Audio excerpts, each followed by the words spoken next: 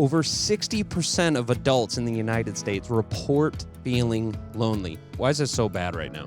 Is this a new problem or is this a newly recognized problem?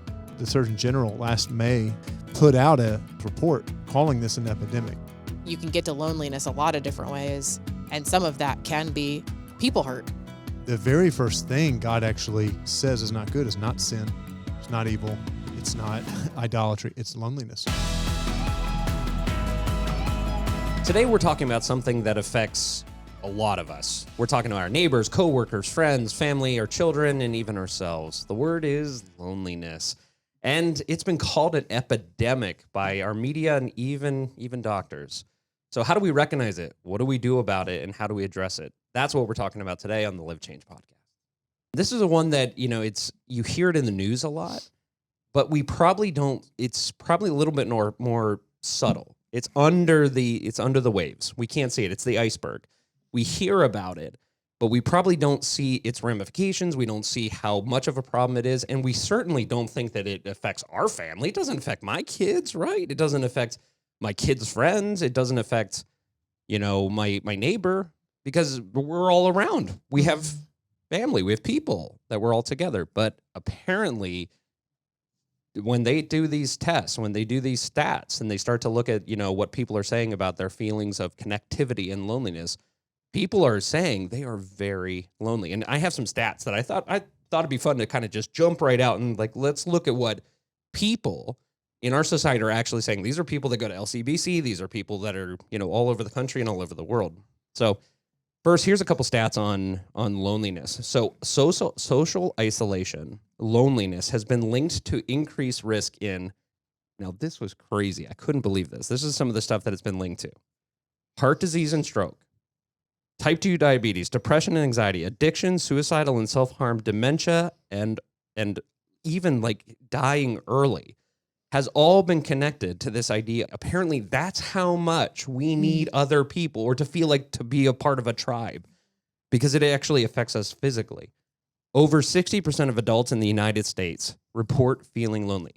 Let me say that again. Over 60% of adults in the United States report feeling lonely.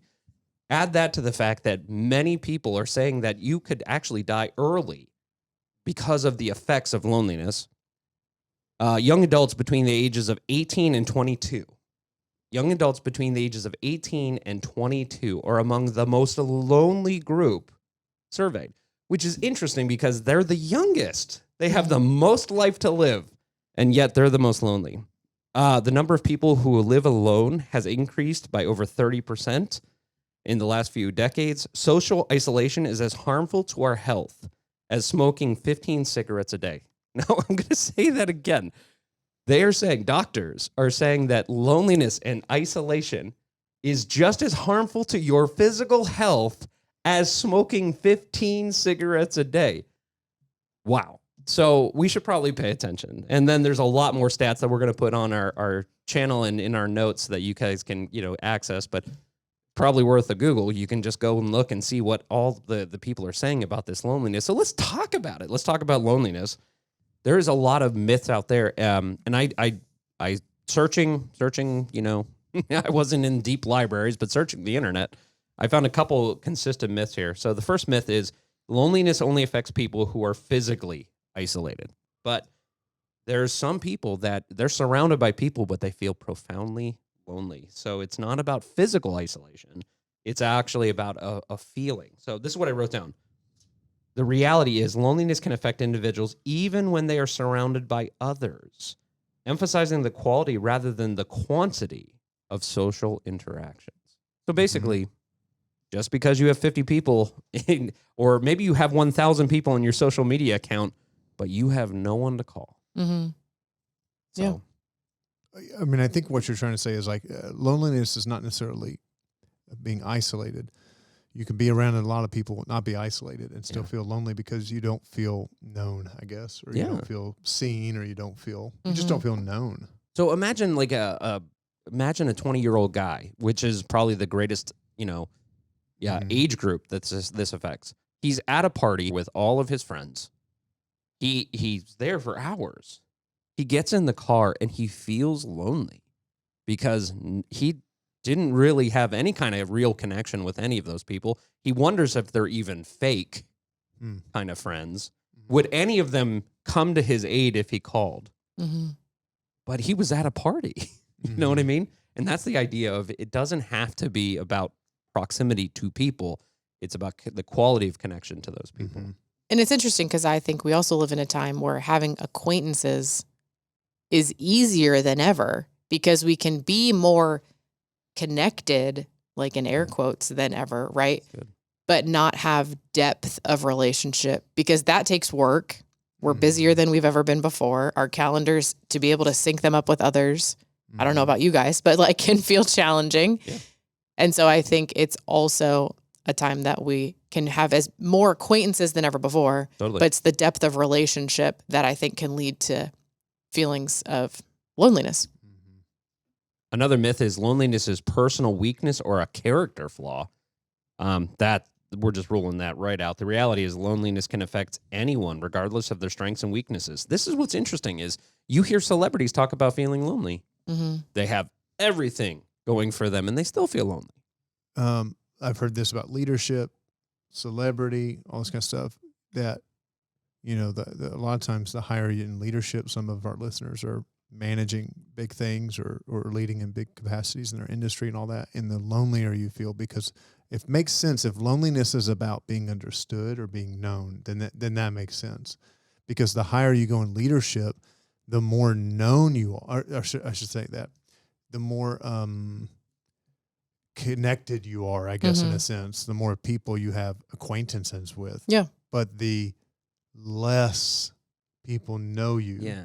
And partly because you can't share so much, but because that's the role of leadership.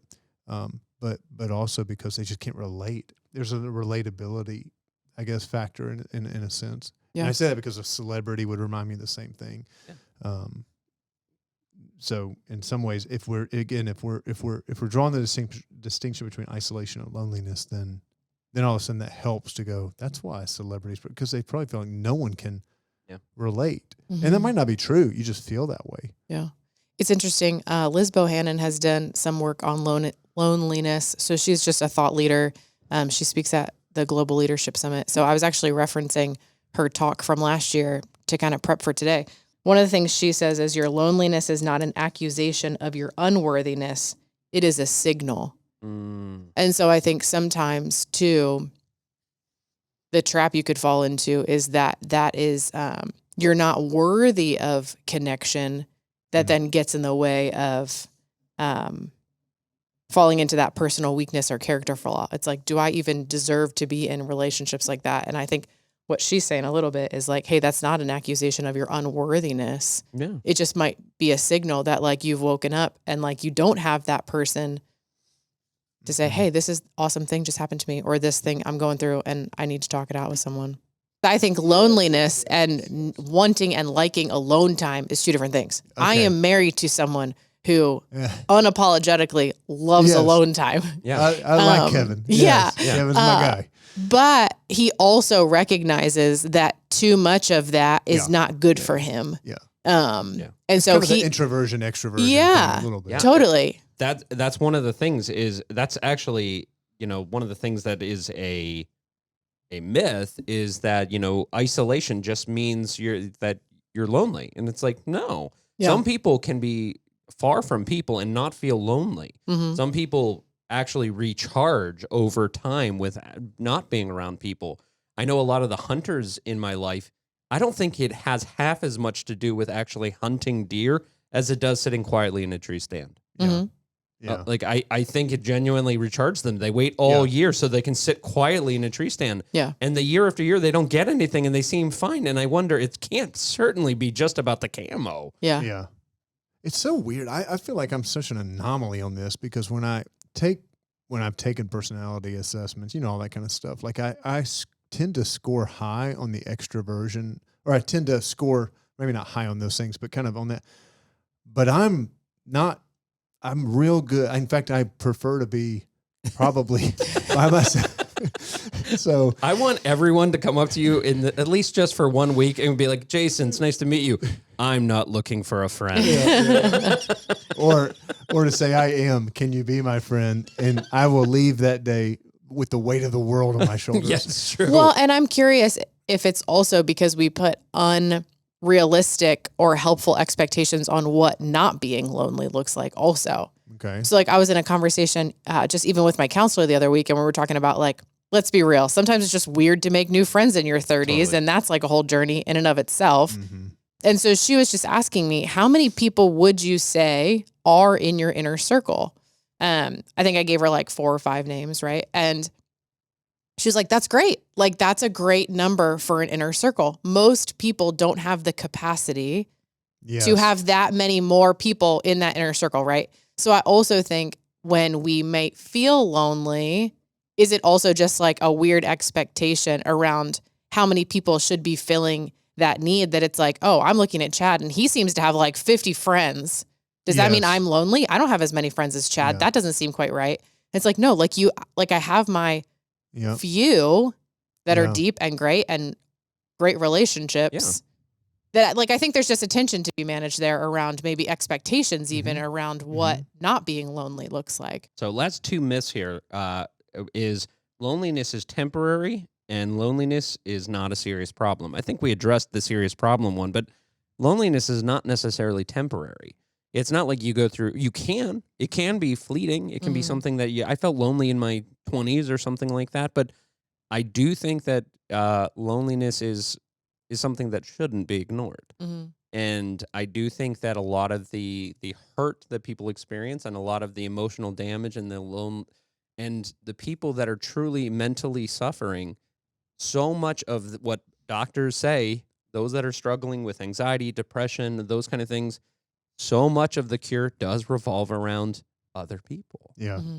And I think there's something to be said about that. Well, and it is rooted and embedded in what it means to be created in God's image. It was, Genesis 1, if you read the Bible and you start at Genesis 1, you see 7 different times in Genesis 1 when God creates, he says, it was good, it was good, it was good, it was good, 7 times.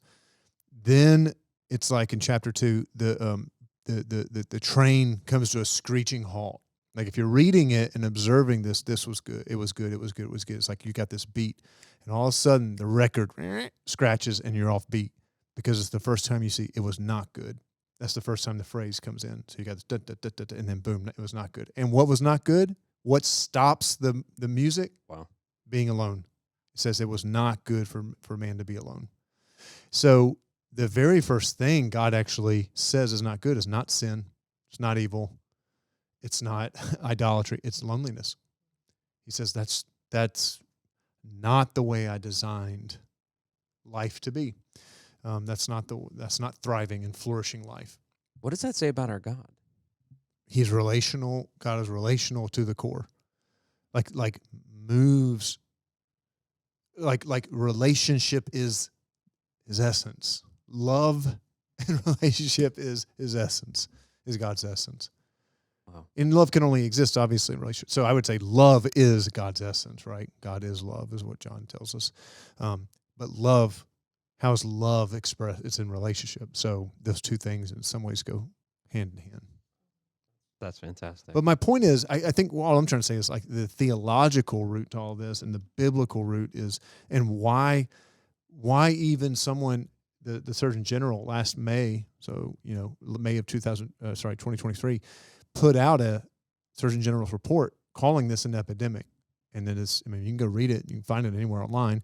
And because of some of the stats you read earlier, but it's interesting to me that the government, and obviously non-religious institution, is claiming something to be not good that God deemed not good, Well, obviously. surprise, surprise. God's right again. Yeah. It's again, but it's our way. The reason why you feel these things, the reason why you feel not, the reason why it feels lonely is because God did design you. He designed you to be in relationship with others.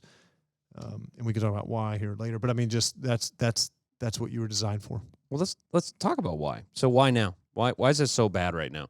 Why Yeah. is this a new problem, Or is this a newly recognized problem? What are you guys' thoughts? Yeah, I don't think it's a new problem. It might be a more like newly recognized problem at the scale that it's at. Mm. But I also think we live in a culture that it's never been easier to be isolated and lonely. Yeah. And so you think we're in a culture that we're moving towards being more independent than ever, being more convenient than ever. I mean, you can have just about anyone bring something to your door that you actually don't even have to have interactions with others, down to like your takeout or your Uber Eats or whatever, that all of that is removing just the opportunity to interact with others, let alone like deeper. The other thing I was reading is a lot of people, so I don't have an official stat, but a lot of people just also don't have relationships outside of work. And so then your relationships are also very goods and services related, or you know what I mean? Transactional. Yeah. Where you don't have the depth, but you felt like you were with people all day. And you're like, oh, that was fun. Like I hung out with my friends at work, but it's still not the same. But those friends can fire you. Yeah. Yeah. Oh, yeah. Yeah. And so I think we might have a lot of social interaction or be in a culture that you don't need to have social interaction. And so then again, you're just lacking the ability to build depth, which then when that good thing happens or that bad thing happens, the optimist in me wants to say the good thing, you don't have anyone to call and celebrate that thing with. Yeah. I think you hit why it's exacerbated now. I think it's hit turbo mode because of some of the things that our culture has made for convenience, but it has created isolation. Yeah. You don't even have to talk to the checkout person anymore. You don't have to go to the gym anymore. You can have a home gym with your own trainer coming in. You don't even have to interact with a trainer. You don't have to, and that's like turbo mode. But I do think it's been happening for a longer period of time. I think it's been a slow, gradual decline of people's interactions with other people. Yeah. It started, early on, you depended on your family and you lived close to lots of family. And you had a church and you lived close to your church and you all knew each other, maybe more than you wish you knew each other, but you knew each other and there was people to call. But as society has become more independent, that has gone away. We know that 20, 30, 40, 50 years ago, you would even have the same coworkers in your organization for 50 years. You had the same coworkers. You saw them every day. They didn't go nowhere. You were all working for your pension. Now, young people will have 12 to 20 different jobs by the time they retire. So it's this idea of you can't even get close to your coworkers because they're going to bolt the first moment they get. So it's even that it is weird to build up relationships and it is when you just talk to random people, there's a suspicion about it too. Like, what do you want? Right. Totally.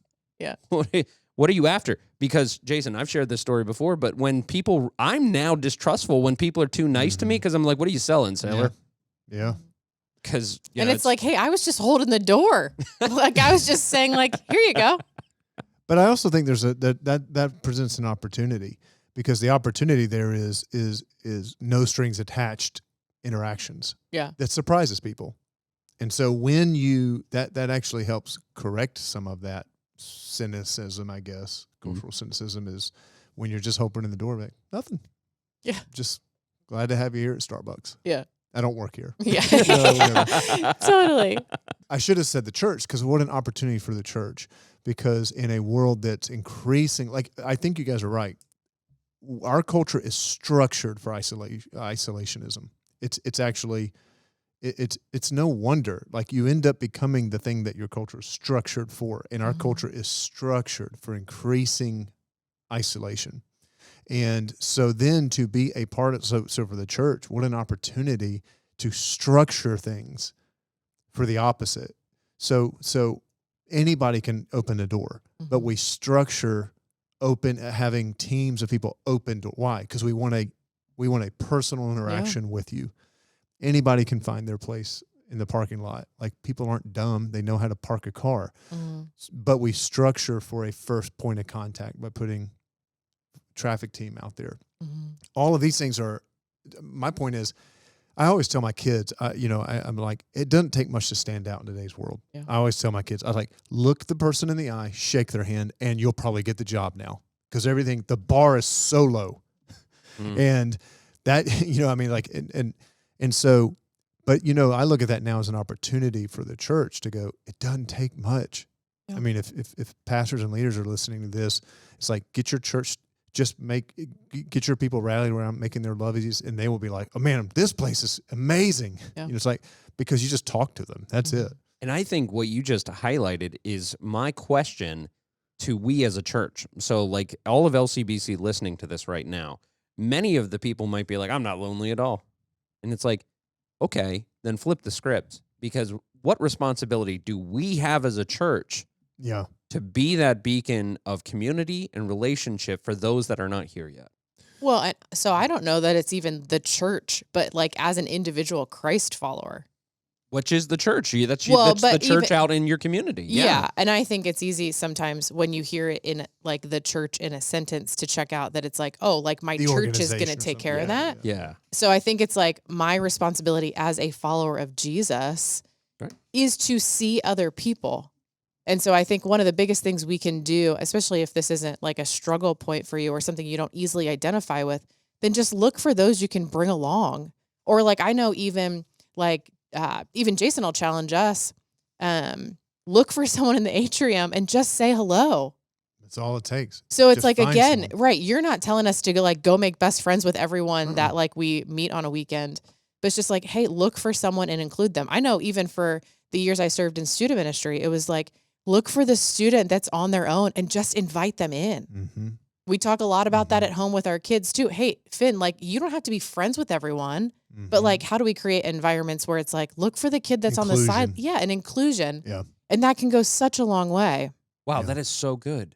Because I think we instantly think that, we as the church, we want to evangelize and we want to bring people to know Jesus Christ. But sometimes it's about meeting the needs first. And so many times the most urgent need for people is friendship. Mm-hmm. And maybe it stops there.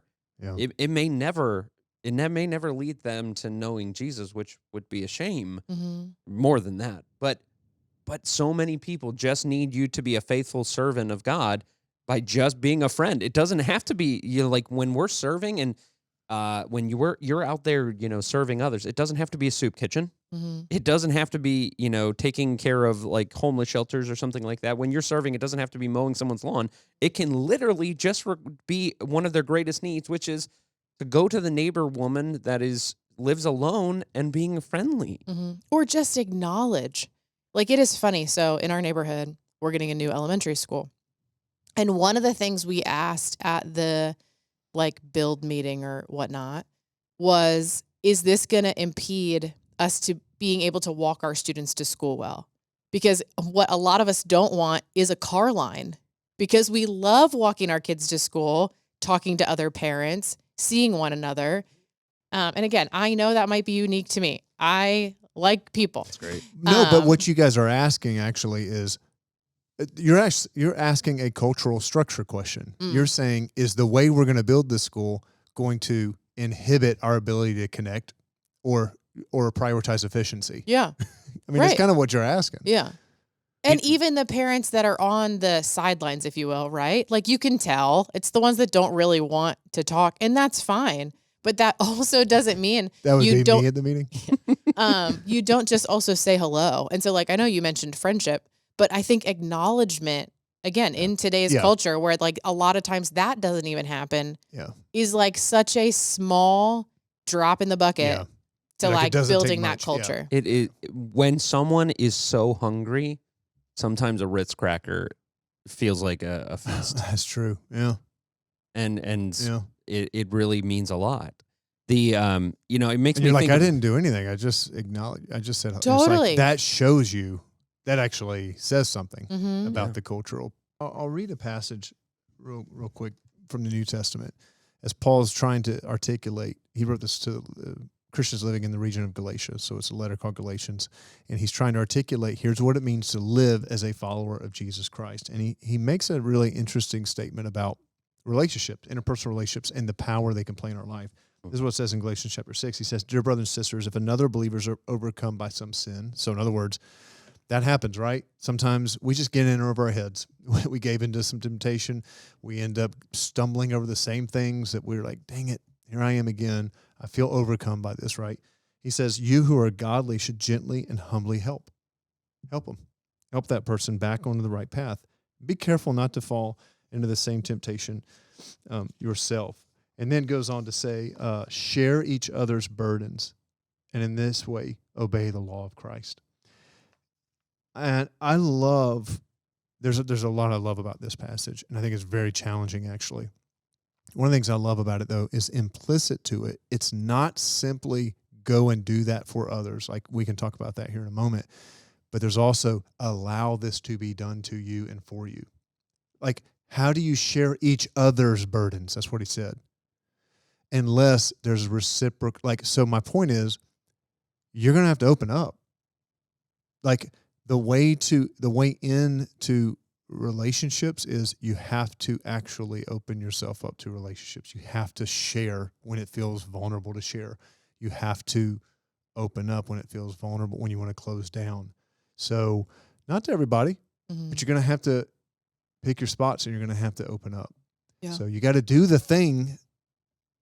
You might have to choose to do the checkout line that's not automated. You might have to check, and I'm not saying you should. I just more mean you're going to have to fight the cultural structures that you're going to have to walk your kid to school. And I mean, like for you, again, none of these are prescriptive. I'm trying to say, think about how the culture around you is set up for isolation, and just pick a point where you go, I'm going to be countercultural on that one so that I can bump into, so I can create moments of connection or whatever. Yeah. What were you going to say? I was just going to say, and I would probably also add, if it's been a long season, and so I know that some folks, that might be like a short season where, hey, maybe you're just in a season of loneliness, but you know how to get past it. I would say for those who have felt in that season for a longer stretch of time and maybe don't know how to get out of it, I would just start praying to God to ask him to show you. So what are those spots? What is that little nudge that the Holy Spirit can send to just reframe your routine differently, or the things that you're doing differently? Yeah, to just kind of help reveal, hey, this might be a person. This might be a scenario. Like to what you were saying, open yourself up to that. Trust me, try it. Like, I have good things for you. And God doesn't want us to be lonely, right? So I'd have to imagine he can help us see differently when we talk to him about it. You know, you were saying a moment ago, Joanna, I thought it was insightful about not all relationships should be treated the same. And I think, I don't know if we've ever talked about this. I think we have at some point, but if you think about relationships, you were talking about with your counselor, and your counselor was like, well, if you've got like 6, that's plenty from a personal or whatever. If you think about relationships in almost concentric circles, like I think about like a bullseye. On the outermost ring is what I would call like social relationships. So the reason it's the outermost ring is because it's the broadest. And actually, there's one other ring. So let's go the furthest out. That'd be public relationships. So that would be things like actually, that would just be any sort of public event that I'm at that we share maybe something common. An Eagles game would be a great example of that. So there's affinity, but I have absolutely no personal. I'm not whatever. If you go a level in, that would be social connections. And here's the interesting thing. So the public connections we talk about, that's limitless. That's thousands. I can be with 80,000 people at an Eagles game, and we actually are in relationship, but we're in relationship because of affinity. The next one is like social relationships. Those would be a little bit more dialed in affinities. So those would be church groups and we actually might know each other's names. And what I've read is typically you can have about 150 to 200 in that circle. So you're still affinity, but it's deeper. You know each other's names at that point. You might know something about their kids. The next one in is personal. That's probably what I've read is you can really only have 12 to 15 of those. You've probably been in their home. So it's more than like your kids. You've been in their home. You've shared meals together, whatever. And then the innermost is intimate. And you can't have more than 2 or 3.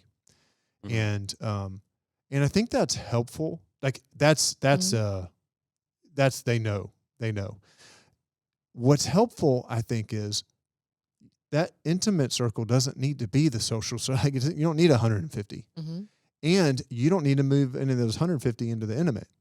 And so my point where I've found that helpful is to go, part of what we're saying is, how do you strengthen and develop relationships at all of the levels? So if I never go to Eagles game, I mean, that's kind of a silly example, but if I'm never, like you walking out in the community is the public. Yeah. That's public. Yep. And if you never choose to take walks, if you never, you don't develop the public space. Mm-hmm. If you don't invest yourself into some sort of organization that will create some of the more social circles, right, where you get to know each other's names, that's probably your place of work. That's probably, I mean, all these kinds of things. Like if you got to work at those relationships too. Then you've got personal, but all at different levels. You know, personal is invite people into your home, but go over to someone's home, whatever it might be. And the intimate is obviously the most exclusive. But not all of those have to be treated the same. But there's probably work to be done in all of them. There's relationships to be built and strengthened in all of them. I feel like the strength, and what we just read in Galatians, probably happens in the two. Paul's talking about there to the personal and intimate relationships there, because he's talking about three things that are essential for growth in our life. You cannot grow without these three things. It's a recipe for growth: accountability, belonging, and care. You have to have those three things to grow. You got to have accountability. That's what he's talking about there when he says, if someone's go to them and say, what are you doing? Like what it says, help them back on the right path. That's accountability. Like, I care about you too much. Like the way you're treating your kids, man, that's wrong. Mm-hmm. We've got to have someone in our life that'll do that. Yeah. Belonging is, I know you and I love you. You know what I mean? That's you're always safe with me. You can be your worst self, and I'm going to call you out on it, but I love you. That's belonging. And then the care piece is when I'm down, and I just need something, I know who to go to, and I'm going to get provided for. Mm-hmm. So that's a little bit more triaging the moments, right? We've got to have those. We've got to have those. And those happen in the personal and the intimate. So my point is, if those relationships aren't there, you are missing out. Yeah. If all of and by the way, social media and all that, where does that play? That's all public. Wow. That's all public. Because you're playing on an affinity, which the affinity is the social media platform to tie you together, but pretty much nothing else. I have nothing else in common with those people. They don't know a thing about me. Yeah. And that's like where I think we also have to then continue to fight for depth of relationship. Because I don't know if you guys have seen some of these reels and memes where it's like, it sometimes seems like depth of relationship between, spouses are like, oh, our relationship now is just sending funny memes back to each other. Oh yeah. And it's like, that will only last for so long, where it's like, you have a funny affinity to funny things, right? Right. But it's like, that can't be the thing that's like keeping your relationship going. Yeah. And I also think one of the things you had just said made me think, even around that inner circle, you have to be careful around how many circumstantial relationships I think fit into that inner circle.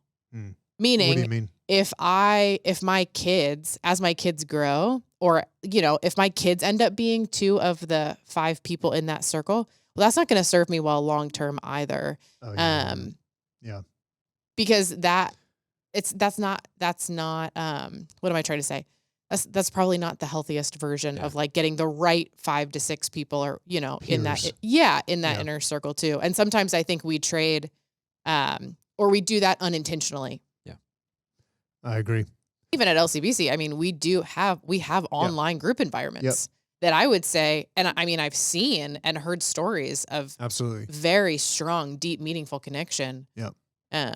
In that type of environment. But it's interesting because, back to your circle analogy, I don't know how many of those environments set the stage for that intimate relationship build. You know what I mean? So there's probably here's the limit. The limit is when I'm only online, I'm essentially, this is where the accountability probably can't happen, because accountability tends to come in the margins when you're just with someone. And so when you're just with them in settings that squeeze you, or, you know, I mean, when I say squeeze, like tension or whatever, and then you're driving down the road and you get cut off. It's all those kinds of things that usually online, it's very confined to it's a very controlled environment because we're sitting here. So I don't get to see how you treat the waitress. In that setting. I don't get to see how you interacted with the guy taking Finn on a walk, and you know, I mean, that can only happen in proximity. Yeah. So that's maybe some of the limits. Which is interesting because I don't know, this is probably a subject for a different time. But then I also think then when we misapply accountability, what do you like mean by that? in the wrong circle, like there are times too that then I think we misapply accountability, that like we're trying to hold someone accountable in the public circle. Yeah. You know what I mean? And it's like, whoa, bro, time out. Like you don't have authority to hold me accountable here. Yeah. And so I think that that's like even why, what was the letters, like ABC, right? The thing you just said. Accountability, belonging, care. Yeah. Like that they also like work together.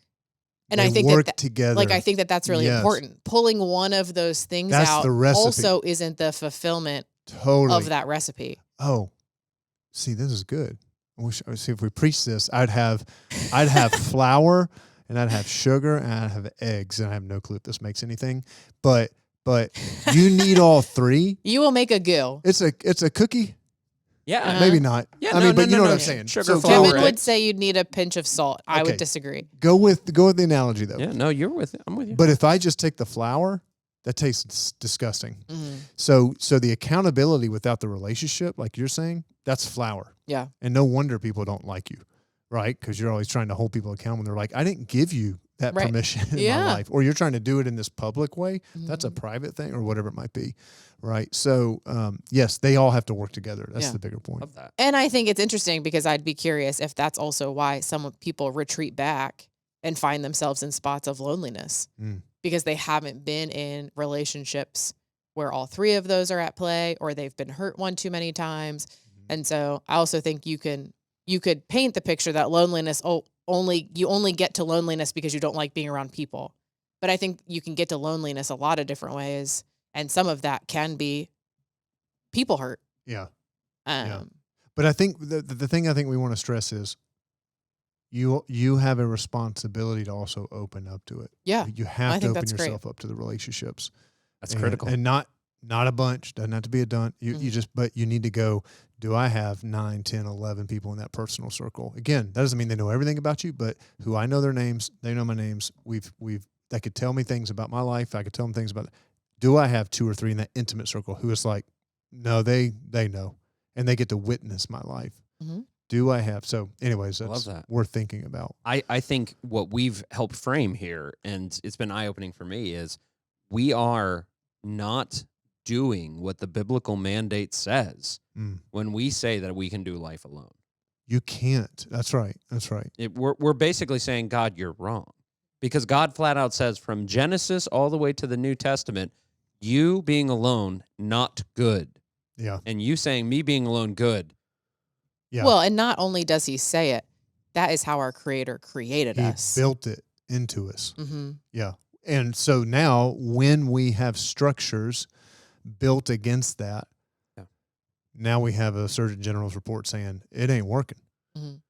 So I mean, like, it's because, no, you're right. God didn't design. And so we've built structures to create more isolation, and and myself included, have fallen victim to those structures in ways that I probably don't even challenge, and then find myself increasingly more and more isolated. And then all the other stats you read earlier, like where it potentially leads.